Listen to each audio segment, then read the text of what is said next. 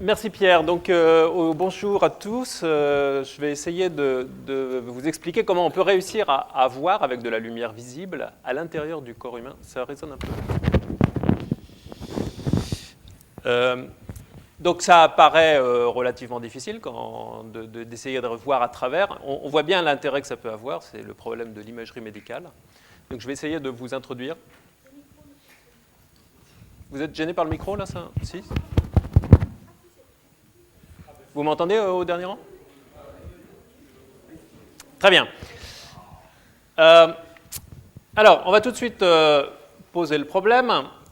Avant de savoir comment on va réussir à faire pour réussir à voir à l'intérieur du corps, avant de trouver des solutions, il faut poser la question. Et la question, c'est comment ça se fait qu'on ne voit pas?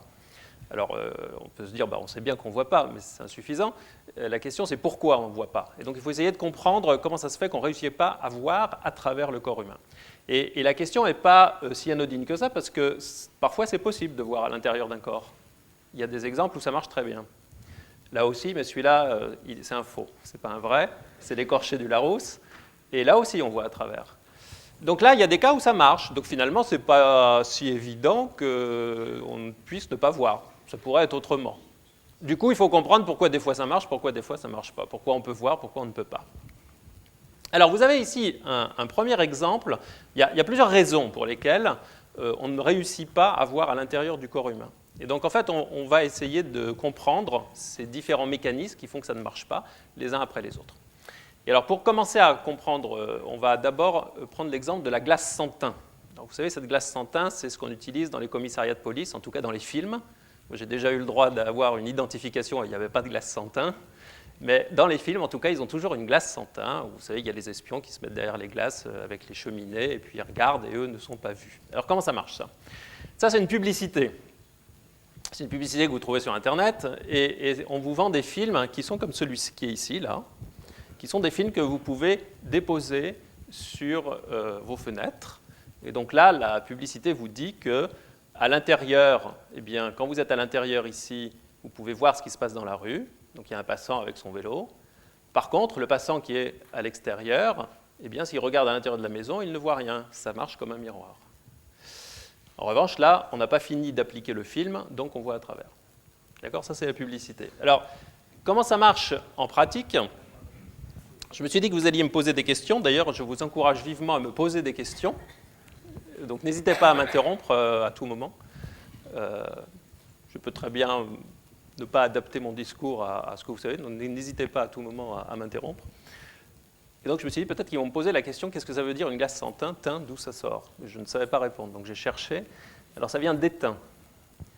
L'étain, c'est un métal, et lorsqu'on fait des miroirs, ce qu'on fait, c'est qu'on prend une vitre, et on dépose du métal, une épaisseur suffisante de métal, et du coup, ça réfléchit comme réfléchit un miroir poli, un couteau bien poli. Voilà, donc ça c'est un miroir. Si vous enlevez le métal, vous avez une fenêtre. Et les fenêtres, vous le savez, les fenêtres, des fois ça réfléchit, des fois ça ne réfléchit pas. Vous avez probablement remarqué qu'en plein jour, si vous voulez regarder ce qui se passe à l'intérieur d'une maison, vous ne voyez pas. Les fenêtres marchent comme des miroirs. Et puis le soir, quand les gens ont éclairé la lumière chez eux, vous voyez tout ce qui se passe. Donc en fait, ce n'est pas tellement une question de comment j'ai fait mon miroir, c'est plutôt une question de comment je l'ai éclairé. Et donc là, vous avez ce film, je vous l'éclaire, vous voyez la lumière réfléchie, j'espère. Donc ça marche en réflecteur, je me mets derrière, vous ne devez pas me voir très très bien. Si je m'approche, vous devez me voir sur le dessus, ici vous ne devez pas me voir vers le bas. Et si maintenant je m'éclaire à l'intérieur, donc là la situation tout à l'heure c'était le soleil qui éclaire la fenêtre, qui reste réfléchi et vous ne me voyez pas chez moi. Là, c'est le soir, je m'éclaire et vous me voyez très bien. Donc en fait, la question, c'est, en fait, on a une compétition entre qui a le plus de lumière. Est-ce que c'est la partie qui réfléchit ou est-ce que c'est la partie qui est transmise? Donc c'est ce que j'ai dessiné ici, sur ce petit dessin. Vous avez votre fenêtre. Soit il y a le soleil qui arrive ici, qui se réfléchit très mal, parce que c'est un très mauvais réflecteur, une fenêtre. Mais en fait, c'est le soleil, c'est très très brillant. Et vous êtes à l'intérieur, vous n'êtes pas très fortement éclairé. Tout est transmis, presque tout est transmis avec une fenêtre. Mais comme c'est très mal éclairé, c'est quand même la réflexion qui domine. Donc vous êtes ébloui. Vous êtes ébloui par la réflexion, donc vous ne voyez pas au travers. Et donc ça, c'est l'une des raisons pour lesquelles on ne voit pas dans le corps humain. Quand je suis éclairé, donc là je suis éclairé non pas par le soleil, mais par des lampes, la lumière vient sur ma peau, elle se réfléchit sur ma peau, et du coup, vous ne voyez pas ce qu'il y a derrière la peau. Mais si j'avais éclairé derrière, vous le verriez. Alors, je n'ai pas fait la manip, mais je suis sûr que vous l'avez fait. Si je mets une lampe de poche et que je la mets dans ma bouche, vous verrez la lumière sortir. Donc, je suis sûr que vous l'avez fait, et je ne voulais pas salir les lampes de poche des gens du labo. Mais c'est la même situation, d'accord? Donc, voilà la première raison. Il ne faut pas être ébloui par la réflexion. Alors, ça, c'est un premier mécanisme qui est assez facile à comprendre. Maintenant, il y en a un deuxième qui est l'absorption. Alors, je vous trace ici. Alors, je vous ai mis des photos d'abord. Donc, vous avez tous vu des photos comme ça. Vous avez tous remarqué que toutes les photos de plongée sous-marine, tout est bleu. Ça s'appelle le grand bleu. Il y a tout un tas de films, de livres qui insistent sur le bleu. Et puis, des fois, vous avez des photos comme ça. Alors, pour avoir une photo comme ça, eh bien, il faut que quelqu'un ait une lampe de poche et vienne éclairer. Sinon, vous n'avez jamais ça, vous avez toujours ça. Vous ne voyez pas tout ce qui est jaune, rouge, vert, bleu, le bleu et le vert. Alors, comment on explique ça? Vous avez ici une courbe qui va permettre de comprendre ce qui se passe. En gros, ce que vous voyez, c'est que quand vous allez suffisamment profond, ça c'est l'expérience quotidienne, la lumière bleue réussit à atteindre des profondeurs significatives. On va préciser ce que significatif veut dire. Et puis, le rouge disparaît très vite. Alors, il disparaît parce que quoi? À votre avis, qu'est-ce que devient le rouge dans cette affaire? Il y a de la lumière rouge dans le soleil, elle rentre dans l'eau, et puis elle n'arrive pas jusqu'au plongeur. Pourquoi? Qu'est-ce qu'elle devient? Elle est absorbée. Alors ça veut dire quoi, elle est absorbée? C'est de l'énergie. Qu'est-ce qu'elle devient, cette énergie? Non, elle ionise pas l'eau. Oui, et ça se traduit par... Si on raisonne en termes d'énergie, ça devient quoi? Ça chauffe. C'est exactement ce qui se passe quand vous vous mettez au soleil, vous chauffez. Donc ça chauffe. L'absorption, c'est ça. C'est que l'énergie solaire, l'énergie de la lumière est transformée en chaleur. Et c'est comme ça que marche le chauffage d'eau sur les toits. Ça chauffe. Alors, là, vous avez une courbe qui va vous dire de façon plus précise ce qu'il se passe. Cette courbe est assez exceptionnelle. C'est le spectre d'absorption de l'eau. Alors, il faut que je vous explique un peu comment c'est fait. Ce que je trace ici, c'est la profondeur avec laquelle, donc la notion de visibilité, vous savez, de la météo, je vois à quelle distance. Donc, jusqu'à quelle distance la lumière va réussir à pénétrer dans l'eau. Plus ici, le chiffre est bas, plus je vais loin. Je ne sais pas si vous arrivez à aller voir les échelles, là, il y a 10-4. Ça veut dire que je vais avoir jusqu'à 10 puissance 4 cm, c'est ça l'unité, jusqu'à 10 puissance plus 4 cm, si c'est marqué 10-4 ici, je vais réussir à voir de la lumière. Ça sera juste divisé d'un facteur 10. Et donc, cette échelle est très sévère, parce que là, je passe de 10-4 à 10-3, 10-2, etc. Donc, à chaque graduation ici, je divise par 10 la quantité de lumière qui a survécu. D'accord? Donc là, quand je passe de là, 10-4, à ici 100, il y a 1 million. J'ai fait une atténuation d'un facteur 1 million. Alors, maintenant, l'abscisse ici, c'est la longueur d'onde, donc la couleur. Alors, vous savez tous, je suis sûr, que le visible, c'est entre 300 et 400, 800. Plutôt 400, 700. Hein. On apprend toujours dans tous les livres 400, 800, mais à 800, il n'y a pas grand monde qui voit grand-chose. Hein. Je peux vous assurer que les sources à 800, nous on en a des sources à 800, on ne voit pas grand-chose. C'est plutôt 400, 700. Mais enfin, c'est 400, 800 dans les livres. C'est ce qu'il y a ici. Donc là, on a mis les longueurs d'onde. Donc c'est en nanomètres, comme vous m'avez répondu en nanomètres. Ça, c'est 100 nanomètres, donc ça s'appelle l'ultraviolet. Regardez ce trou où l'eau est transparente. C'est ça le visible. Le visible est dans ce trou de transparence. Et là, j'ai 1000 nanomètres, 1 micron, 10 microns, 100 microns. Toutes les autres longueurs d'onde sont ici. Donc ça, c'est une échelle là aussi très bizarre. À chaque fois que je prends une graduation de là à là, ou de là à là, je multiplie par 10 la longueur d'onde. Pour ceux qui sont en terminale, c'est une échelle où j'ai tracé le logarithme. D'accord? Bon. Ça veut dire que j'ai mis toutes les longueurs d'onde ici. Et regardez où est-ce que c'est transparent? L'eau dans le visible. Le visible, c'est la fenêtre de transparence de l'eau. Donc en fait, nos yeux, ils n'avaient pas le choix. Soit ils fonctionnaient là, soit on ne voyait rien. Et c'est nécessairement là parce que votre globe oculaire, c'est de l'eau dans une large mesure. Donc si on veut pouvoir voir quelque chose, si on veut avoir un matériau qui comporte de l'eau et qui amène la lumière sans être absorbant jusqu'à la rétine, il faut que ce soit exactement à cette longueur d'onde-là, sinon ça ne marchera jamais. Sinon, ça sera opaque. Alors, on est obligé de travailler là. Quand on voit ça, on se dit, ah bah, ça serait peut-être mieux de travailler dans l'UV. On va voir qu'en réalité, c'est plutôt ici, où ce n'est pas idéal, qu'on va avoir de bonnes raisons de travailler. On va voir pourquoi. Et essentiellement, c'est parce qu'on n'est pas que de l'eau. On est à 70% de l'eau, mais il y a encore 30% d'autres choses. Et ça va absorber dans d'autres endroits. Voilà, donc ça c'est le spectre d'absorption de l'eau, et donc la réponse à la question comment on va faire pour réussir à voir à travers le corps, ça va être évidemment, il va falloir travailler ici, on n'a pas le choix, dans cette zone-là. On ne pourra pas aller chercher les ondes millimétriques, décimétriques, centimétriques, les micro-ondes, ça ne marchera pas. Alors, cette notion de transparence et d'absorption, vous en avez sûrement entendu parler, là ce que je vous montre, on en a beaucoup parlé il y a 1 an, c'est les scanners dans les aéroports, je ne sais pas si vous avez vu ça. J'en ai pas vu en France, mais aux États-Unis, ils sont déjà installés. Donc on passe là-dedans, on rentre dans cette machine, on fait exactement comme cette dame, là, on se met comme ça. Et vous en avez sûrement entendu parler parce que c'est le fantasme de voir les gens nus. C'est les lunettes qui permettent de voir les gens nus. Moi, je me rappelle avoir eu l'occasion de répondre à une journaliste. Je lui ai parlé pendant une demi-heure et la seule chose qu'elle a retenue, c'est qu'on pouvait voir les gens nus avec des ondes terahertz. Donc là, ce sont des ondes millimétriques. Et effectivement, on voit les gens nus. Alors, ce n'est pas ça l'intérêt. Alors, notez que pour mon propos, c'est tout à fait inintéressant, parce qu'on ne voit pas à travers la peau, on voit à travers les vêtements uniquement.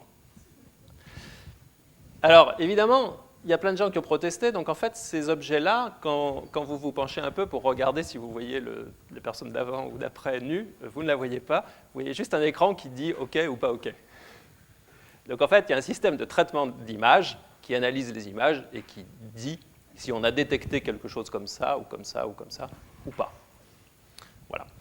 Mais donc, on a des images de ce genre-là, et ça vous montre quoi? Ça vous montre que la notion de transparence, ça ne dépend pas seulement de la longueur d'onde, donc il ne faut pas retenir dans le visible, tout est transparent, et puis c'est fini. Ça, c'est vrai que pour l'eau. Mais si vous prenez un autre matériau, les vêtements par exemple, bien, la notion de transparence, elle correspondra à d'autres ondes. Donc, ça dépend de la longueur d'onde, la notion de transparence, mais ça correspond aussi au matériau. Et on va le revoir sur d'autres exemples. Alors, ce n'est pas nouveau, hein, ce fantasme de voir sous les jupes des dames ou de voir les gens nus. Ça date de 1897. C'est l'Illustration, qui était le magazine le plus répandu. Et vous voyez qu'ici, on détecte une dame qui a volé une bouteille de vin dans un magasin. Et elle est percée à jour grâce au scanner à rayons X. Alors, on pourra utiliser les rayons X d'ailleurs. Pourquoi on n'utilise pas les rayons X et pourquoi les gens utilisent ces choses-là, vous savez ? C'est très dangereux, les rayons X. À cette époque-là, on ne le savait pas, mais c'est très dangereux et ça déclenche sur le long terme des cancers. Donc il faut faire très attention au rayonnement ionisant. Donc ça, c'est une bonne raison de ne pas utiliser des rayons X et de vouloir faire autre chose. Il y a d'autres bonnes raisons de ne pas utiliser des rayons X et de chercher à utiliser la lumière que j'expliquerai tout à l'heure. Alors, il y a autre chose qu'on peut faire, je veux illustrer toujours cette notion d'absorption. Et je voudrais vous montrer que l'on peut regarder dans l'infrarouge. Alors là, vous avez une image de vous-même. Voilà. Alors là, il y en a qui sont favorisés, donc il y en a d'autres qui peuvent...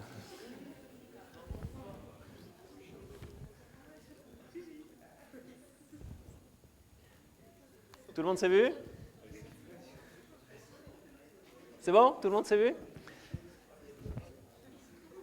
Alors, qu'est-ce qui est brillant là dans l'infrarouge? Ce sont évidemment des fausses couleurs. Hein. Alors, qu'est-ce qui est brillant là? Qu'est-ce qui est jaune? C'est ce qui est chaud. Hein.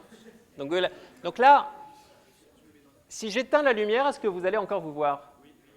Parce que vous voyez l'émission, et ça dépend de votre température, ça ne dépend pas. Donc c'est ce qu'on appelle aussi les caméras de vision de nuit. En anglais, ils disent night vision camera. Ils ne disent pas caméra infrarouge.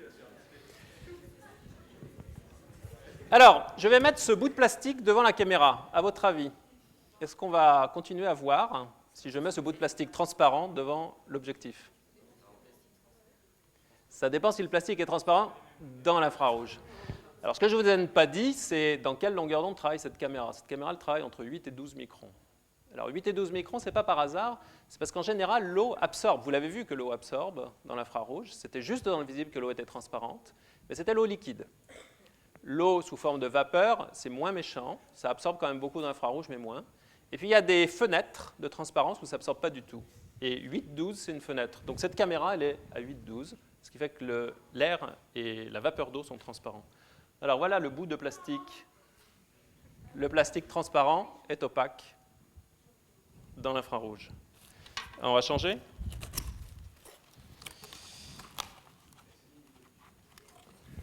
Je prends un bout de verre, transparent également, à votre avis. On ne voit pas, c'est opaque. Alors, je vais le laisser un petit peu plus longtemps. Donc, en fait, là, quand je le mets, on va regarder en transmission, ça ne voit pas du tout. Et puis après, la caméra, elle s'adapte, et là, vous voyez à nouveau du signal. Alors, clairement, ce ne sont pas vos visages, donc ce n'est pas vous qu'elle voit, ce n'est pas de la transmission. Mais ça veut dire que le verre, il n'est pas froid, ce verre, et donc il chauffe et lui-même émet. Donc on voit la lumière émise par le verre. Et ça émet très bien, le verre. Voilà. Alors maintenant, je vais prendre ceci. Alors ça, c'est du germanium. C'est tout à fait opaque. C'est un assez bon miroir dans le visible. Et je vais mettre ça là. Et on vous voit très bien. Donc ceci qui est un semi-conducteur, comme le silicium. Et au départ, on pensait que ce serait ce matériau-là, non pas le silicium qu'on utiliserait pour faire toute l'optoélectronique, la microélectronique. Ce matériau est parfaitement transparent dans l'infrarouge. Et puis donc là, vous avez un autre matériau qui est lui aussi transparent. Donc je le mets devant. Qu'est-ce que vous prédites? Ça, c'est pas faux. Ça s'appelle du ZNSE, du séléniure de zinc. Alors, c'est transparent dans le visible et dans l'infrarouge. Il y a très peu de matériaux qui sont transparents dans le visible et dans l'infrarouge. C'est avec ça qu'on fait des optiques pour tout ce qui est vision infrarouge. Donc, par exemple, pour des caméras comme ça, mais aussi pour tous les dispositifs militaires, tous les systèmes de missiles qui font de la recherche de réacteurs. Donc ça, c'est des matériaux qui sont stratégiques. Il y a quelques années, c'était impossible de les acheter. Seuls les États-Unis les faisaient, ils ne les exportaient pas. Alors, dernière question. Combien de doigts? Bravo. Combien de doigts? Combien de doigts? Alors, hop, je vais mettre ici.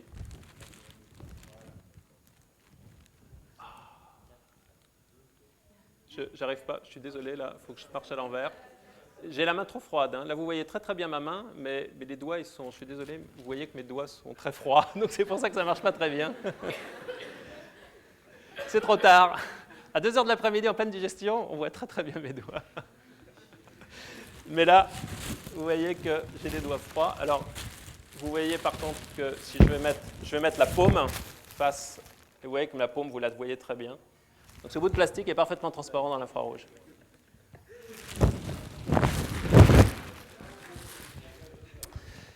Bien, alors ça c'était un autre exemple pour illustrer l'idée que transparence est une notion très relative.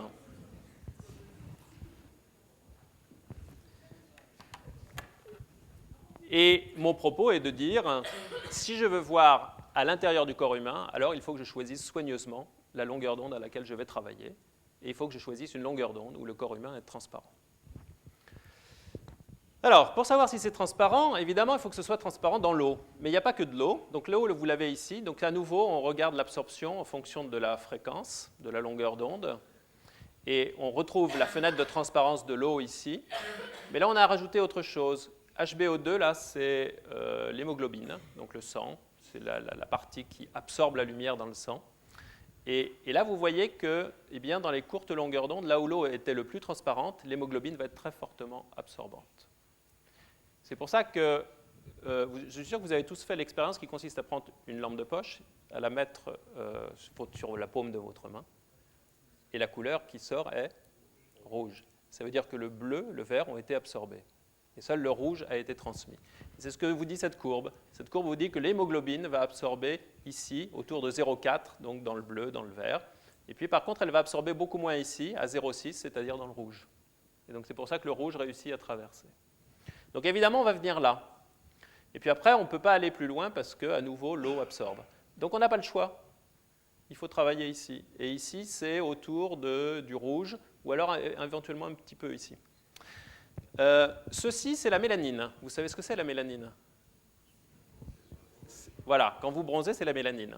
Et donc la différence entre quelqu'un de couleur noire et quelqu'un de couleur blanche, c'est le taux de mélanine. Vous avez un taux de mélanine important. La mélanine, elle absorbe ici. Alors ça, c'est assez intéressant parce que si vous regardez, c'est uniquement dans le visible. Donc évidemment, ça explique la différence de coloration de peau. Mais si vous regardez dans l'infrarouge, la différence de la mélanine, que j'ai répétée ici, vous voyez qu'elle est dans cette zone visible. Donc ça va jouer ici. Donc là, je trace la réflectance en fonction de la longueur d'onde. Et vous avez un résultat extrêmement intéressant qui est que la peau réfléchit beaucoup dans le visible. Ce n'est pas une surprise. C'est pour ça qu'on est blanc, finalement. Blanc, ça veut dire que ça réfléchit bien. Et donc quelqu'un de couleur noire aura beaucoup de mélanine, ça va absorber ici et ça réfléchira beaucoup moins. Mais ici, dans l'infrarouge, eh bien dans l'infrarouge, ça ne réfléchit pas. Alors ça, pour mon propos, c'est extrêmement intéressant. Si je vous envoie de la lumière infrarouge, elle va rentrer dans le corps, on ne sera pas gêné par le premier problème. Et puis elle ne sera pas trop absorbée si je reste ici, près de 1,4 micron, donc elle va pénétrer. Et donc je vais réussir à éclairer vos organes, et après il faudra que je trouve le moyen d'imager. L'autre chose rigolote, c'est que la mélanine, c'est uniquement là. Donc si vous prenez une caméra qui fonctionne sur ces longueurs d'onde et que vous comparez l'aspect de quelqu'un de couleur noire et de quelqu'un de couleur blanche, en fait, ils ont la même couleur. Il n'y a aucune différence si vous regardez dans le proche infrarouge. La différence de coloration est très subjective. Voilà, alors ça, c'est pour l'aspect absorption. Mais il y a une autre raison qui fait qu'on ne voit pas bien, c'est ça. C'est le brouillard. Quand vous êtes dans le brouillard, justement, c'est ce que veut dire l'expression, je suis dans le brouillard, je ne vois pas.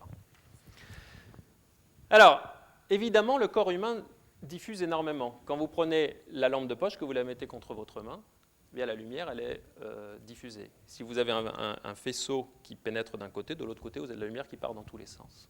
Donc votre corps se comporte comme un brouillard. Et du coup, vous ne voyez pas à travers le brouillard, donc on ne voit pas. Donc ça, c'est le problème le plus difficile. On a résolu le problème de la réflexion, il suffit de travailler dans l'infrarouge proche. On a résolu le problème de l'absorption, là aussi on travaille dans l'infrarouge proche. Mais il y a ce problème qui est très difficile à résoudre. Alors on va essayer de voir comment ça marche. Pourquoi ça marche d'abord? Donc là c'est un petit modèle de ce qu'est un nuage. Un nuage c'est un ensemble de gouttelettes d'eau. Quand vous éclairez ce nuage avec de la lumière, eh bien chaque gouttelette se comporte comme un grain de poussière. Je suis sûr que vous avez tous vu des rayons de soleil rentrer par la fenêtre.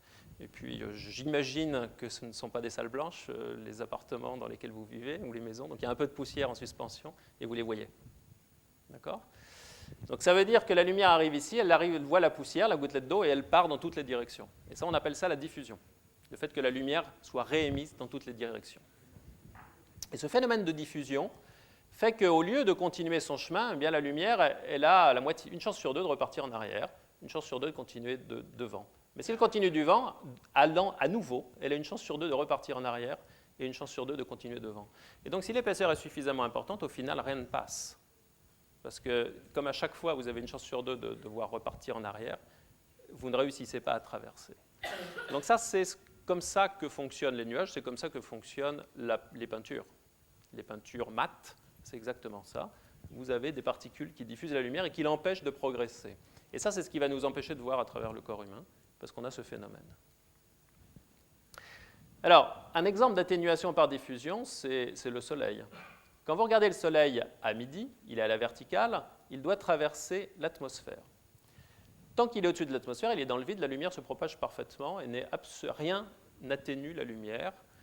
Vous n'avez pas d'absorption dans le vide, vous n'avez pas de diffusion dans le vide. Ça arrive sur l'atmosphère, là il y a grosso modo 4 km. Je dis 4 km parce que vous savez que si vous êtes en haut du Mont Blanc, vous avez du mal à respirer. Donc l'ordre de grandeur de l'épaisseur de l'atmosphère, c'est 4 km. Et quand vous êtes ici, vous traversez 4 km et vous savez que le soleil est extrêmement brillant, il ne faut surtout pas le regarder à midi. En revanche, le soir, au coucher de soleil, vous pouvez regarder le soleil et ça ne vous fait pas du tout mal aux yeux. C'est parce qu'il a été fortement atténué. Il a été atténué par le mécanisme que je viens de décrire. Et pourquoi dans un cas il est atténué et pas dans l'autre? Bien, quand le soleil est rasant, au lieu de traverser l'atmosphère comme ça, il la traverse comme ça.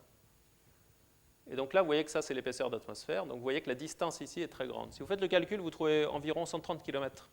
Dans un cas, c'est 4 km, dans l'autre cas, c'est 130 km de milieu diffusion à traverser. Donc en fait, il est très fortement atténué. C'est pour ça que ça vous fait pas mal aux yeux de regarder le soleil le soir. Alors il y a aussi un effet de couleur, et cet effet de couleur, c'est parce que la lumière bleue est plus diffusé que la lumière rouge. C'est donc le rouge qui subsiste, exactement comme à la traversée de votre main. Mais dans le cas de la main, c'est de l'absorption. Ici, c'est de la diffusion. Alors, ça, c'est de la diffusion. Ce sont des nuages. Et vous allez m'expliquer pourquoi ces nuages sont parfois noirs, parfois blancs. Alors, d'abord, on va commencer. Est-ce que quelqu'un a déjà pris l'avion? Est-ce qu'il a regardé la couleur des nuages quand on est dans les avions? Ceux qui ont pris l'avion, dites-moi si vous avez déjà vu des nuages noirs dans un avion. Jamais. Ils sont toujours blancs. On est d'accord. Par contre, si il fait très mauvais et que vous regardez en l'air, c'est noir partout. On est tous d'accord. Et pourtant, c'est les mêmes nuages et c'est le même soleil. Alors, pourquoi c'est noir, pourquoi c'est blanc? Alors là, j'ai pris une photo où on voit que c'est simultanément noir et blanc. Donc ça va nous aider. Cette partie, le soleil est derrière nous, là. Vous êtes dans la position de celui qui a pris la photo.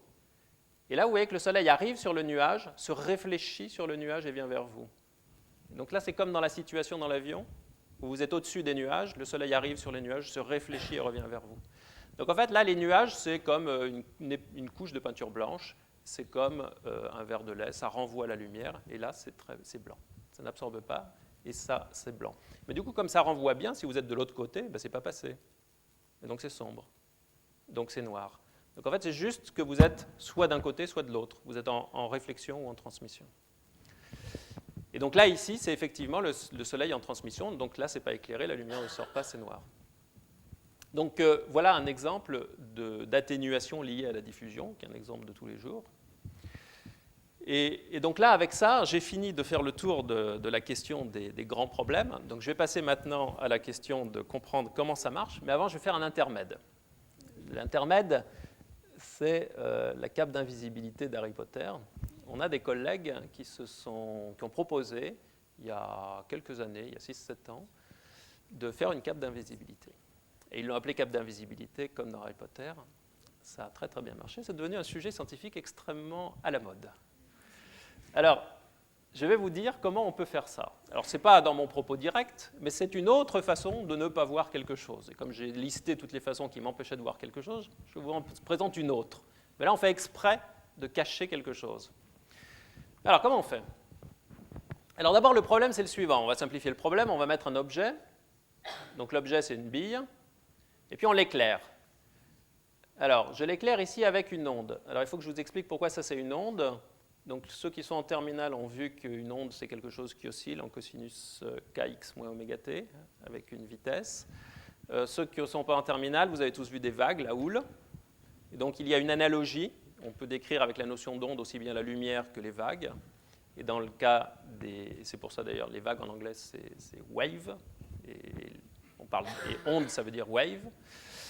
Donc ces vagues ici, eh bien, imaginez que les zones rouges représentent la crête des vagues et que les zones bleues représentent les creux des vagues. Donc là, vous avez une série de vagues les unes derrière les autres, espacées régulièrement.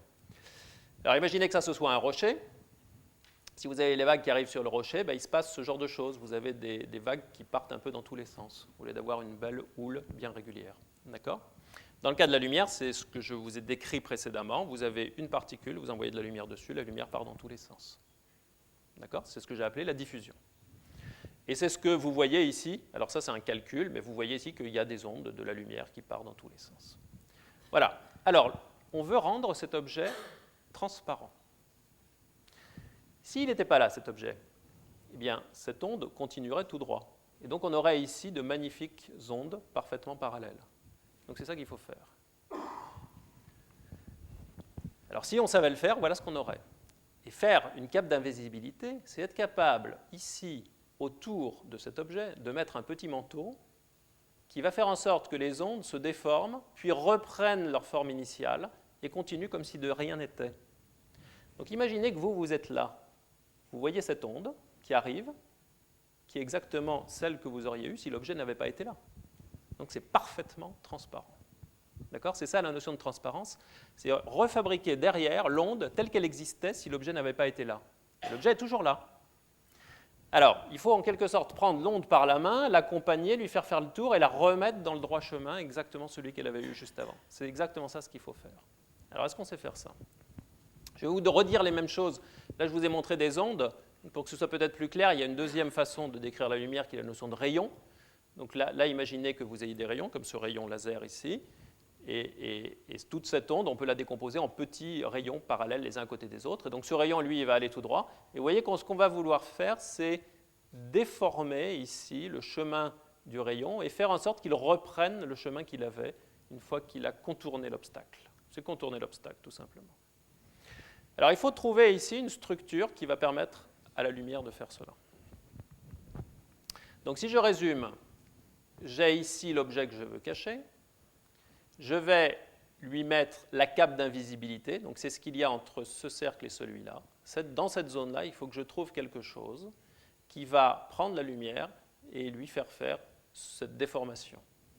Donc si je fais un film de ce qui se passe, là j'ai plusieurs instantanés, j'ai mon objet caché ici, la cape d'invisibilité, qui est cet anneau, j'envoie une onde, donc là j'ai une vague unique qui arrive, une onde unique. En rentrant, elle se déforme évidemment, mais elle reprend sa forme initiale et elle ressort avec la forme initiale. Et donc elle ressort telle qu'elle aurait été s'il n'y avait jamais eu l'objet. Donc ça, c'est un peu ce qu'il faut faire. Et on sait fabriquer, alors là, ça a été fait en micro-ondes. Ce que je vous montre là, c'est exactement la réalisation expérimentale de ce que je viens de vous décrire. L'objet caché, il est là. Donc vous mettez, donc ça, c'est uniquement à 2 dimensions que ça marche, ce truc-là. On ne sait pas faire une cape qui vous cache vous. On ne sait pas faire non plus une cape qui marche à toutes les longueurs d'onde. Vous avez bien compris qu'il faut raisonner avec toutes les longueurs d'onde, et ça, c'est très difficile. Aujourd'hui, on sait faire une cape qui marche uniquement dans un modèle plat à 2 dimensions et qui marche à une seule longueur d'onde. Et c'est déjà pas mal. Vous avez donc ici la zone qui va être protégée. Vous mettez ce que vous voulez là-dedans et la lumière ne le verra jamais. Et ceci est ce qu'on appelle un métamatériau. Donc la longueur d'onde qui est utilisée est une longueur d'onde électromagnétique. Ça, c'est quelques centimètres. Hein. Là, vous avez 2 centimètres ici. Donc les longueurs d'onde qu'on utilise ici sont des longueurs d'onde qui sont très grandes devant le centimètre. Donc c'est ce qu'on appelle des micro-ondes. Vous avez des fréquences de l'ordre du gigahertz et des longueurs d'onde qui sont centimétriques. Et donc quand vous avez des longueurs d'onde centimétriques, l'onde ne sait pas que ça, c'est un milieu discret, elle croit que c'est un milieu homogène. Et ceci a été conçu de telle sorte que ça fasse exactement ce que je viens de vous raconter. Alors, ça paraît un peu mystérieux, donc je vais vous donner un exemple d'un phénomène plus simple à comprendre, où on est capable de faire se tordre, se dévier les rayons lumineux. Et ça, c'est le phénomène de mirage. Donc ça, je pense que vous avez tous vu ça, ces espèces de taches lumineuses sur la route, l'été, jamais l'hiver. C'est donc parce qu'il faut de la chaleur. C'est lorsque le soleil tape sur le bitume. À ce moment-là, le bitume qui est noir chauffe très fortement. Et ensuite, à cause du soleil, et ensuite, il est en contact de l'air. Et donc, l'air qui est près de la route est chauffé. Et l'air qui est près de la route est beaucoup plus chauffé que l'air qui est à 1 mètre de hauteur. Alors, vous avez probablement vu que PV égale nRT, la loi des gaz parfaits. Et donc ça vous dit, comme P, la pression est la même partout, c'est la pression atmosphérique. Si T est plus élevé, c'est que N sur V, la densité, eh bien, elle change. Et donc là où c'est très chaud, ça se dilate, vous savez que l'air se dilate, donc la densité est plus faible. Alors ça a un effet sur la propagation de la lumière. Et l'effet est le suivant, donc ça c'est l'explication du mirage. Alors là vous avez un mirage ça c'est le mirage que vous avez tous vu, ça c'est celui qui ressemble à Tintin, où vous croyez que vous allez pouvoir boire et puis ça recule à chaque fois que vous approchez et vous voyez des images. Alors voici ce qui se passe. Les rayons qui sont issus du palmier se propagent en ligne droite, parce qu'ils sont allés à l'école et on leur a appris que la lumière se propage en ligne droite. Et puis ils arrivent ici, et là il y a une zone, donc ça c'est de l'air sec, isotherme. Et puis quand on arrive ici près du sol, eh bien vous avez des couches d'air qui n'ont pas la même densité. Et alors là, c'est plus du tout la même histoire. La lumière est incurvée comme ça. Et donc elle arrive ici, dans votre œil. Et le dromadaire, qui a un cerveau qui n'est pas allé à l'école, mais qui a appris à décoder les images quand il était bébé, sait que la lumière se propage en ligne droite. Et donc lorsqu'un rayon arrive par là, eh bien, le dromadaire sait que cette image provient de là, parce que son cerveau sait que la lumière se propage en ligne droite. Donc le dromadaire qui reçoit un rayon qui arrive comme ça sait que l'image vient de là. Et en fait, il est trompé par ce mécanisme de déviation qui est lié au gradient d'indice. Donc ça, c'est ce qu'on appelle un mirage, c'est ça l'effet mirage. Donc évidemment, là, ce que vous voyez, ce n'est pas l'image du palmier, mais c'est le ciel. Et c'est pour ça que vous avez ces taches, c'est le ciel que vous voyez. Et donc le ciel est brillant. Donc c'est pour ça que vous avez ces flaques, ces espèces de flaques qui n'en sont pas, c'est simplement la lumière qui est coudée. Alors ça vous explique comment il faut faire pour courber. Vous voyez, là on a un moyen de courber la lumière, il suffit d'avoir une zone où la densité varie. Et en fait, c'est l'indice optique. Vous avez vu les lois de Descartes, vous avez vu que N1 sinus I1 égale N2 sinus I2. Donc c'est l'indice en fait qui varie ici. Donc l'indice est relié à la densité de matière. Et c'est l'indice qui, en variant, fait que la lumière se courbe. Et en fait, ça, ce n'est rien d'autre qu'un cas particulier de N1 sinus I1 égale N2 sinus I2. Si vous décomposez par la pensée les couches d'air ici en de multiples couches avec des indices variables, à chaque couche, vous écrivez N1 sinus I1 égale N2 sinus I2, et à chaque fois, ça se réfracte un peu, et ça finit par tourner. Donc c'est directement ce que vous connaissez, ça. Vous avez les briques pour comprendre l'effet mirage. Voilà. Alors, fin de l'intermède, je reviens sur le problème de l'observation, réussir à voir dans le corps humain. Alors, on a l'absorption, ça on a vu comment on faisait, mais il y a la diffusion. Alors ça a l'air très dur. Donc l'absorption, on a vu, hein, on n'a pas le choix, il faut travailler ici, donc autour de 1 micron. Alors, la diffusion, là j'ai illustré ce qui se passe, donc j'ai fait un brouillard artificiel, ceci est une cuvette de verre dans laquelle il y a de l'eau et en suspension des petites particules de latex qui font 200 nanomètres, donc c'est un brouillard artificiel. J'éclaire avec un laser comme celui-ci, un laser rouge, et c'est ça ce que vous voyez ici. Et donc là, vous avez exactement la même chose qu'un phare de voiture dans le brouillard, et donc la lumière s'atténue.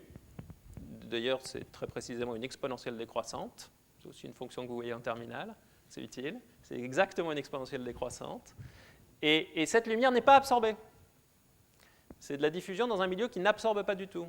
Les nuages, ça n'absorbe pas du tout. Donc cette lumière, elle n'est pas perdue, mais elle est là. Elle est là et elle part dans tous les sens. Elle se propage dans tous les sens. Et c'est pour ça qu'on se perd dans le brouillard, c'est parce qu'on n'a aucun point de repère. Vous regardez où vous voulez, vous avez la même quantité de lumière qui vient. Et donc vous vous désorientez extrêmement vite dans le brouillard. Alors, qui est porteur d'informations si on veut voir? Eh bien, comme d'habitude, la lumière qui va tout droit.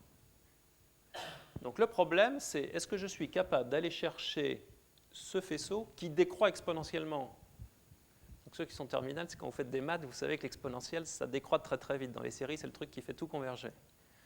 Donc ça, ici, c'est dramatique pour nous, parce que ça décroît exponentiellement. Donc ça veut dire qu'on perd l'information extrêmement vite. Donc ça, c'est très difficile. Et il faut néanmoins aller chercher ça, noyé dans le bruit ici. Et le bruit ici, il décroît, lui, comme le carré de la distance. Donc en fait, c'est extrêmement difficile d'aller réussir à voir ça. Donc il faut être extrêmement astucieux. Donc on va essayer d'être extrêmement astucieux. Alors il y a une première façon qui est assez simple, qui consiste à dire, mettons ici une source, donc c'est un laser infrarouge, on sait pourquoi maintenant, on met un détecteur de l'autre côté, donc on prend la peau, on met la source ici, 1 cm plus loin on met le détecteur, et on essaye d'enregistrer ce qui se passe. Alors évidemment, ce qui se passe, c'est que la lumière ici, c'est un brouillard, donc elle part dans tous les sens, et on va récupérer énormément de lumière ici, donc on ne va certainement pas faire une belle image bien nette. Bon, mais on va essayer de ne pas être trop ambitieux, et on va se dire, est-ce que je peux détecter un vaisseau, par exemple? Et ce vaisseau, s'il est là, on sait qu'il va, par exemple, absorber beaucoup. Et donc, suivant qu'il y a un vaisseau ici ou pas, eh bien, ça va changer la lumière que l'on va détecter ici. Alors, ça paraît bizarre parce que la lumière, je vous ai dit, elle part dans tous les sens. Et donc, si vous mettez quelque chose ici, la lumière, elle le contourne et elle revient ici. Donc, évidemment, on va être aveuglé et puis on n'est pas en ligne directe, donc ce n'est certainement pas de l'imagerie habituelle. Maintenant, si on se pose la question, par où passent les rayons qui arrivent là? Donc là, on est dans une notion de type probabilité conditionnelle, que vous avez aussi vue. Vous n'avez pas de chance, j'ai deux enfants en terminale, je connais très bien le programme. Donc, quand je regarde là, quels que soient les chemins, j'ai de la lumière absolument partout. Mais si je me dis, par où sont passés les photons qui sont partis de là et qui sont arrivés là, alors là, comme je mets une condition, eh bien ça change tout. Et ils sont exactement là-dedans. Et ça s'appelle la forme banane. Et c'est exactement ça. C'est-à-dire que les chemins empruntés, en moyenne, sur l'ensemble de tous les chemins qui partent de là et qui arrivent là, ils sont là-dedans. Alors du coup, ça change tout, parce que là maintenant, vous comprenez facilement que si cet objet est ici, vous allez le détecter. Si cet objet est absorbant, suivant qu'il est ici ou pas, eh bien vous aurez un signal plus fort ou moins fort. D'accord ? Dès que vous mettez un obstacle, vous allez empêcher les photons de passer. Pardon ? Alors, vous avez raison. C'est pour ça qu'on va éviter la banane et qu'on va plutôt prendre quelque chose de beaucoup plus petit. Et donc, on prend une source, un détecteur, on les place à quelques centimètres l'un de l'autre. Il faut que la distance ne change pas, et donc c'est le bras qui se déplace. Et c'est le bras qui se balade ici. Et donc, on fait une image, et ça, c'est un concept très général dans les techniques avancées d'imagerie. On ne fait pas un cliché, on a l'image tout de suite. En fait, on va mesurer quelque chose et avec ça, on va reconstruire par informatique une image derrière. Alors voilà comment on va faire en pratique. On peut faire de l'imagerie du cerveau. Et ce n'est pas très pratique, comme vous l'avez dit, de mettre la banane dans le cerveau. Ce n'est pas très pratique non plus de mettre un détecteur et de les déplacer comme ça.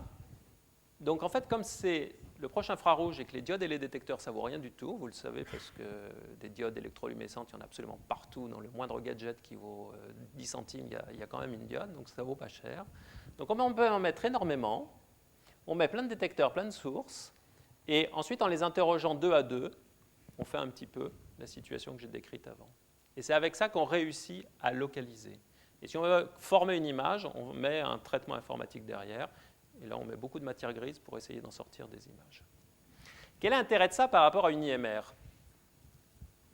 Une IMR, vous avez déjà vu, vous avez probablement vu des images de résonance magnétique. On a une résolution bien meilleure, on voit beaucoup mieux les objets. Il y a une grosse différence, c'est que l'IMR, ça coûte 1 million d'euros ou 2, et là, ça va coûter, c'est quelque chose de portable. Vous n'avez pas besoin de prendre un rendez-vous, ça peut se mettre dans une ambulance, et ça peut coûter quelque chose de l'ordre de la centaine d'euros, quelque chose comme ça, ou 1 millier avec l'ordinateur de traitement d'image. Donc ça, c'est le premier avantage. Il y a un deuxième avantage qui est beaucoup plus décisif, et qui est la vraie raison de tenter de voir, malgré toutes les difficultés que je suis en train de vous exposer depuis 40 minutes. La vraie différence et l'avantage de la lumière, c'est que vous pouvez avoir, justement comme on le montre ici, sur le spectre, une signature spectrale. Et donc si vous voulez détecter une tumeur cancéreuse, eh bien, il suffit que vous choisissiez une longueur d'onde ici, une autre là par exemple. Et imaginez que ce ne soit pas de l'eau ceci, mais que ce soit la tumeur cancéreuse que vous cherchez à détecter. Vous avez un pic d'absorption. Et donc suivant qu'elle est cancéreuse ou pas, vous avez ce pic d'absorption ou pas. Et donc vous faites une image à 2 longueurs d'onde, vous comparez. Si vous avez un contraste, vous savez que c'est une tumeur maligne. Si vous n'avez pas le contraste, vous savez que c'est bon. Et ça c'est extraordinaire. Il y a énormément de techniques d'imagerie où on voit quelque chose et puis on ne sait pas si c'est malin ou pas. Et donc il faut aller faire une biopsie, sortir, opérer, ça pose des tas de problèmes. Ça, c'est la vraie. Donc en termes de résolution, en termes de netteté d'image, ce n'est pas très bon. Hein. On est en train de voir dans le brouillard, vraiment. Mais vous pouvez avoir une signature spectrale du fait que votre tumeur est cancéreuse ou pas. C'est ça l'immense avantage de l'optique pour les techniques d'imagerie. Et ça, les rayons X, l'ARMN, etc., vous n'avez pas du tout ça. Alors, ça, c'était ma banane. Voici une image, alors ça c'est une vraie image, un peu spectaculaire quand même, où on voit à travers, alors c'est pas du lait, mais c'est comme du lait, c'est une solution d'intralipide, disons que c'est du lait. Vous avez ici 5 mm de lait, et vous avez en dessous un circuit, disons que c'est un circuit microélectronique. Et vous voyez, ça c'est l'image qui en est faite, avec le lait, hein. Ça c'est l'image faite en présence du lait. Donc sans traitement, vous regardez avec un appareil photo, voici ce que vous avez, donc c'est un milieu diffusant. Et avec une technique suffisamment astucieuse, vous arrivez à parfaitement bien voir. Ça a des limites. Hein. Là, on est sur 3 mm d'épaisseur. Si vous m'en mettez 10 cm, je ne peux rien faire. Mais sur 3 mm de lait, on peut parfaitement bien voir, ce qui est parfaitement impossible sinon. Ça veut dire qu'on réussit quand même, dans une certaine mesure, à voir à travers un milieu diffusant. Alors comment on réussit à faire ça? Je vous ai dit, il faut être extrêmement astucieux. Ça, c'est d'autres exemples d'images. Alors, c'était à travers du lait, vous allez me dire, on peut peut-être enlever le lait. Donc là, il y a une autre application qui regardait un semi-conducteur. Donc ça, c'est une puce. Et avec cette même technique d'imagerie, vous réussissez à voir à différentes profondeurs. Donc vous voyez différentes choses, vous voyez à différentes profondeurs dans la puce. Donc là, par contre, il faut la casser. Hein. Donc, exemple, vous prenez votre unité centrale et vous pouvez voir dedans. Et sinon, il faut la casser. Donc là, vous comprenez mieux. Je ne peux pas enlever le lait. Et ça c'est la grande application de la technique dont je vous parle en ce moment. Ceci, c'est l'imagerie de l'œil. Et on réussit à voir avec une très très bonne précision toutes les différentes épaisseurs, les différents tissus sur la rétine, etc. Alors, comment ça marche? Donc, la grande question, c'est, j'ai un milieu diffusant, je veux voir à travers le brouillard, comment je fais pour réussir à voir à travers le brouillard? Alors que je suis aveuglé par cette lumière qui revient et qui a subi des chemins quelconques. Alors, on prend un modèle pour faire des manips. Donc, le modèle, c'est du blanc de poulet. Donc ça, c'est chicken breast tissue, donc c'est du blanc de poulet. Et dedans, l'objet que vous voulez regarder, c'est un petit peu de gras. Donc c'est plus un tissu musculaire, vous avez un petit peu de graisse de poulet également, que vous mettez ici au milieu. Et vous voulez faire l'image de ça à travers donc ce muscle. L'idée est la suivante. Et là, on a vraiment besoin d'un laser et d'une particularité des lasers qui est que certains lasers peuvent donner lieu à des pulses, des impulsions de lumière extraordinairement courts. Extraordinairement court, c'est 100 femtosecondes. Femtosecondes, vous savez ce que ça veut dire, femto? 10-15. Donc on est à 10-13 secondes. Donc un dixième d'un millionième de seconde. À 100 femtosecondes, la lumière qui oscille à 10 puissance 14 Hz a le temps de faire quelques dizaines, quelques centaines d'oscillations et c'est fini. C'est extrêmement court. Alors on envoie ce pulse de lumière extrêmement court et vous rappelez mon objectif. Mon objectif, c'est si je suis capable de sélectionner ce rayon qui va tout droit, ben là c'est parfait parce que de deux choses l'une, soit il arrive ici et il est absorbé par le gras, soit il continue tout droit. Et donc je regarde l'ombre de l'autre côté. Et grâce à ce faisceau qui va tout droit, il n'y a pas de problème, je peux faire une image, je peux détecter. Le problème est, quand je regarde sur la droite, là de ce côté, c'est ça ce que je vois. C'est-à-dire que certes, il y a une partie du faisceau qui va tout droit, mais elle est ridiculement petite devant tout le reste qui a été diffusé, tous les photons qui ont fait le tour ici et qui sont revenus par là et qui sortent ici. Et donc il y a beaucoup plus de lumière qui a tourné autour et qui est ressortie que cette partie qui va tout droit. Donc cette partie qui va tout droit, je ne la vois jamais et je ne peux pas voir. Comment je fais pour retrouver et sélectionner ce faisceau? Eh bien, l'idée est toute bête, c'est que ceux qui sont allés tout droit, eh bien, ils ont parcouru un chemin plus court que ceux qui ont pris le chemin des écoliers. Du coup, ils sortent en premier. Donc, je ne vais détecter que ceux qui sortent les premiers, comme vos profs, qui, à 8h02, ferment la porte et ne laissent rentrer que ceux qui sont arrivés à l'heure. Et ceux-là portent l'information et vous permettent de faire une image. C'est bon? C'est clair? Donc il faut un système qui permet de sélectionner les tout premiers photons. Alors ces premiers photons qui vont tout droit sont appelés balistiques, puis ceux qui sont un chemin légèrement diffusé, on les appelle les photons serpentiles en français, les snake photons. Vous comprenez bien pourquoi, c'est une forme de serpent. Et puis ceux qui ont fait un chemin très long, eh bien ceux-là, on les filtre. Et grâce à ça, on réussit à voir à travers un milieu diffusant. Il y a une deuxième stratégie. Donc là, je vous montre les résultats expérimentaux. Vous voyez qu'on arrive très bien à les séparer. Donc ça, c'est en fonction du temps. Donc là, on est sur des échelles de 500 picosecondes ici. Vous voyez qu'au long temps, il n'y a aucune différence. Ceux qui sont passés ici ou ceux qui sont passés là, eh bien, ça donne exactement le même signal. Par contre, aux tout premiers instants,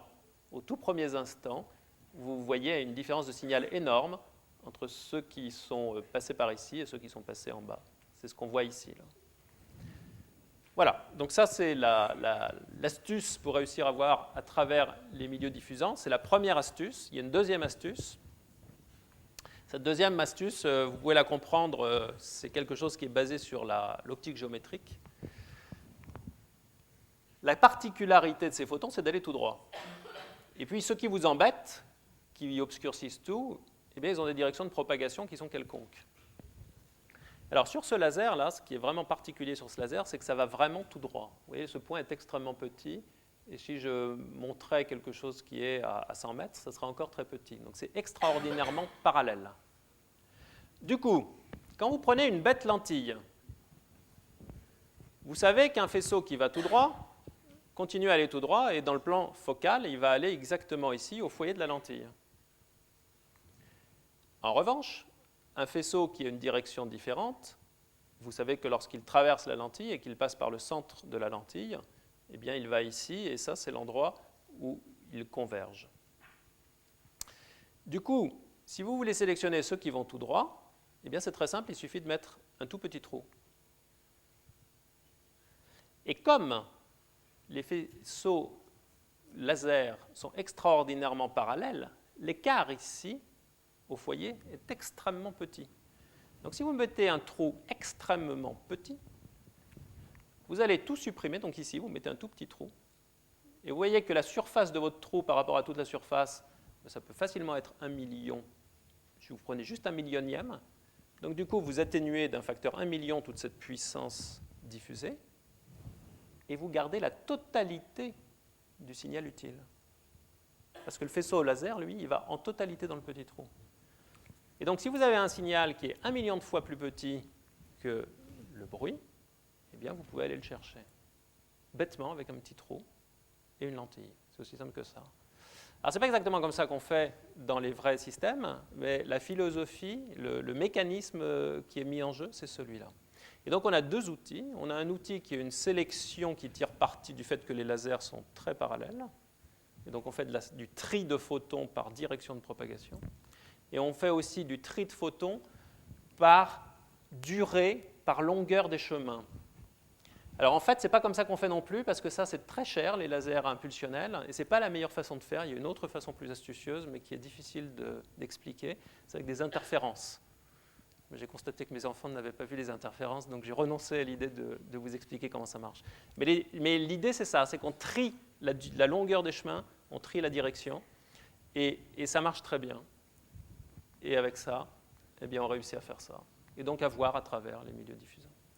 Voilà, donc si je résume, c'est possible de voir avec de la lumière dans le corps.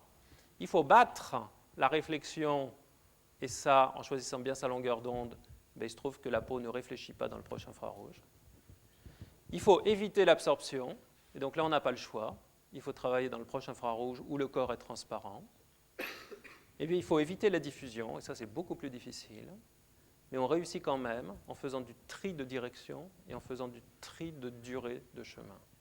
Et avec ça, on réussit à faire ces images assez extraordinaires qui permettent de voir dans le brouillard. Voilà. Alors, il y a plein d'autres applications où ces idées sont mises en œuvre. Ce problème de voir à travers un milieu diffusant est un problème générique. Si vous travaillez chez les gens qui installent des tuyaux d'eau, quand ils viennent faire des travaux, ils veulent savoir où sont les canalisations. Il faut regarder à travers le sable. Le sable est un milieu diffusant, c'est le même problème. Si vous cherchez du pétrole pour Total, vous voulez regarder où sont les nappes sous la terre et vous voulez travailler. Alors vous ne prenez pas de la lumière, vous ne prenez pas des ondes micro-ondes, vous prenez des ondes acoustiques. C'est comme ça qu'ils font, ils envoient des ondes acoustiques. Si vous voulez savoir où est la chambre magmatique d'un volcan, c'est pareil, vous allez utiliser des ondes acoustiques, de la sismique, et vous allez faire des images de ça.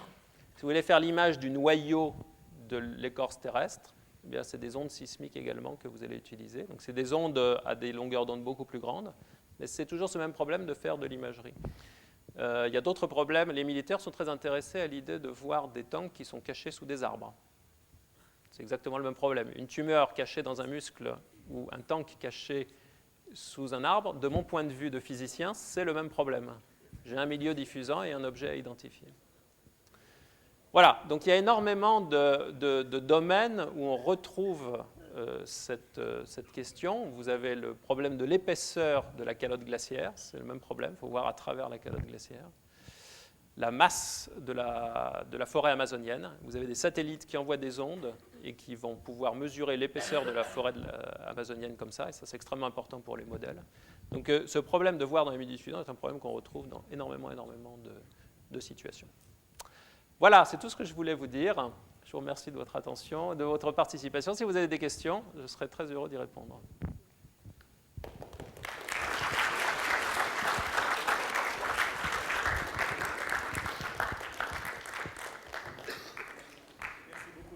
Merci beaucoup, Jean-Jacques. Y a-t-il des questions? On a un petit peu de temps, sans problème. Oui? Ah oui, pardon. Allez-y.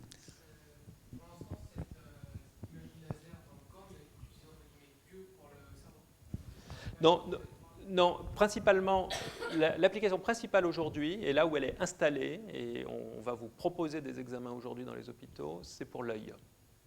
Donc là, je ne l'ai pas dit, ça s'appelle OCT, Optical Coherence Tomography, je ne sais même pas en français comment on dit, tomographie optique cohérente. Donc tomographie, donc vous faites de l'image par tranche, optique cohérente. Et donc aujourd'hui, l'application qui est opérationnelle, c'est l'imagerie de l'œil et de la rétine. Et en particulier, les décollements de rétine se voient parfaitement bien avec cette technique. C'est là que c'est irremplaçable.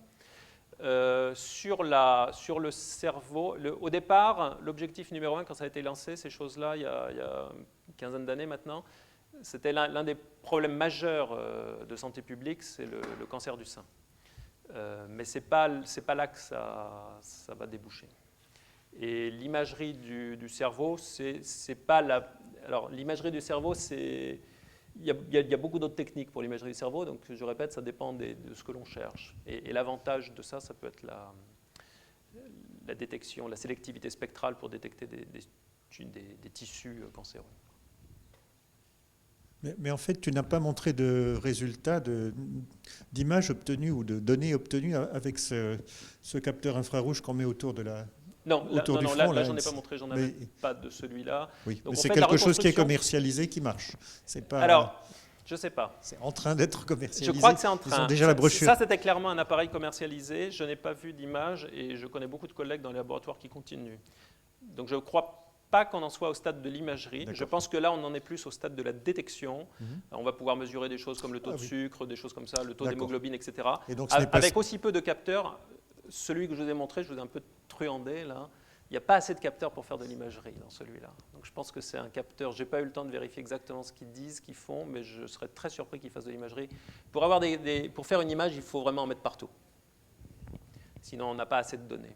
Et l'une des clés, c'est d'avoir énormément de données pour réussir à faire de l'imagerie sur ces problèmes-là. Autre question. Je n'ai pas compris ton exemple avec la forêt amazonienne tout à la fin.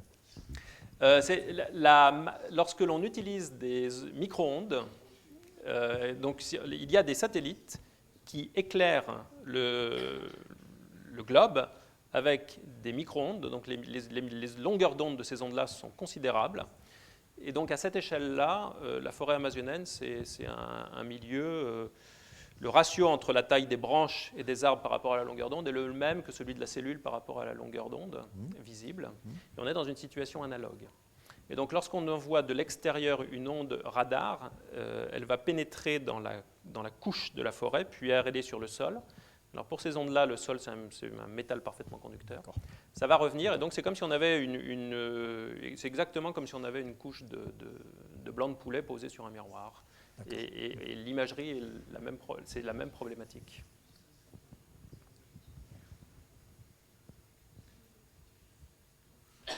Pas d'autres... Oui. Oui. Qu'est-ce qu'on obtient? C'était celui-là. Alors ça c'était un... Ceci là, vous voyez que ce n'est pas parfait ici. Vous voyez qu'il y a des défauts là. Donc on devrait avoir exactement ça aussi net si c'était parfait. Et vous voyez qu'en fait il y a des défauts. Donc ça c'est une mesure du champ après l'objet. Donc voilà. Et alors comment c'est mesuré? C'est mesuré avec une petite antenne. Ce sont des ondes. Donc ça je vous ai montré que c'est très gros. Hein. Donc ça c'est quelques centimètres. Donc en fait, l'onde est une onde électromagnétique et l'enregistrement qui est fait ici, c'est avec une petite antenne, donc c'est un petit fil. Et puis il y a un câble coax, comme le coax que vous avez en TP, et on enregistre ça. Attends, ça c'est un résultat expérimental. Ouais, si je ne dis pas de bêtises, oui. En tout cas, c'est le genre de choses que l'on a. Oui. Oui, Loïc.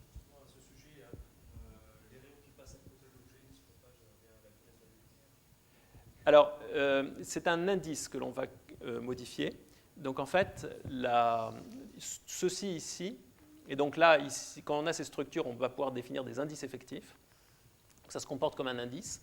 Donc, dans la modélisation, on suppose qu'on a un indice homogène, mais qui dépend du rayon. Et donc, la partie cruciale, c'est que l'indice dépend du rayon. Et donc, la vitesse de la lumière, c'est sur n, et le n dépend du point. Et justement, tout est dans le fait, c'est comme pour les mirages, tout est dans le fait que l'indice ne va pas être le même en tout point.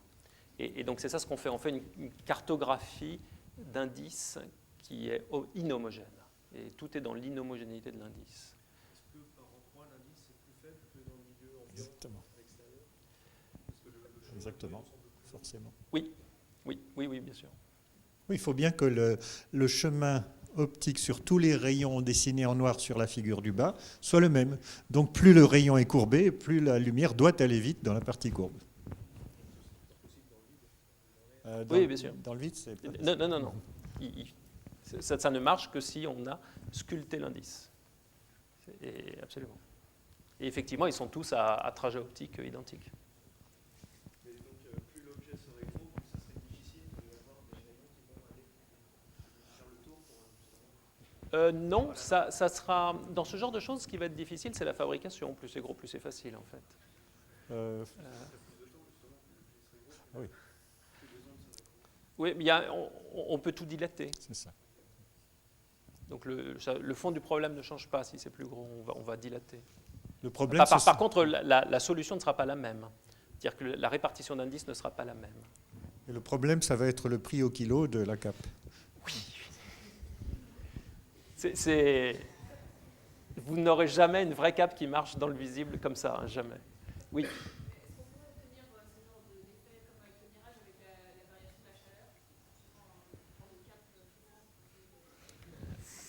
Alors, non, mais ne riez pas, j'ai des collègues qui ont publié un article qui vient de sortir sur ce sujet.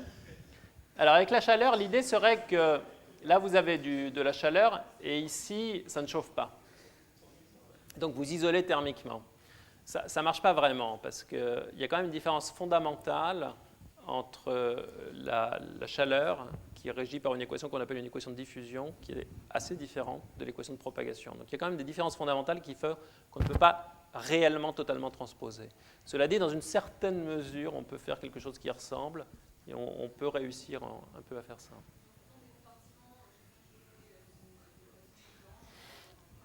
Ah, non, mais là, vous trichez, parce que si vous venez chauffer localement, vous pouvez aussi refroidir localement. Vous avez une situation active, c'est-à-dire que vous venez modifier. Là, on veut un objet passif. On veut juste changer la façon dont la chaleur s'écoule ou la lumière s'écoule, mais sans venir mettre des sources, des détecteurs, des absorbeurs. On veut juste changer les chemins. C'est ça l'idée. Alors, par contre, il y a des choses assez réalistes en termes d'application, qui ne sont pas vous cachez vous, mais qui sont protégées dans des pores, des zones. Si on peut faire quelque chose comme ça qui joue ce rôle de cap d'invisibilité, vous pouvez imaginer de dévier les vagues et donc d'éviter des problèmes. Et on peut imaginer la même chose sur des tremblements de terre. Donc on peut imaginer des vraies applications. Alors évidemment, les tailles sont assez considérables. Hein. Le budget du génie civil n'est pas négligeable dans cette affaire.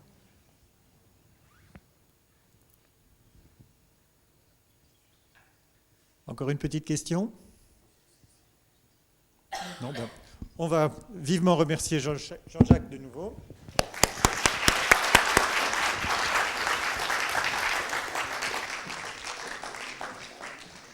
Et comme d'habitude, je cherche une craie, si je vais la trouver, pour annoncer la réunion suivante.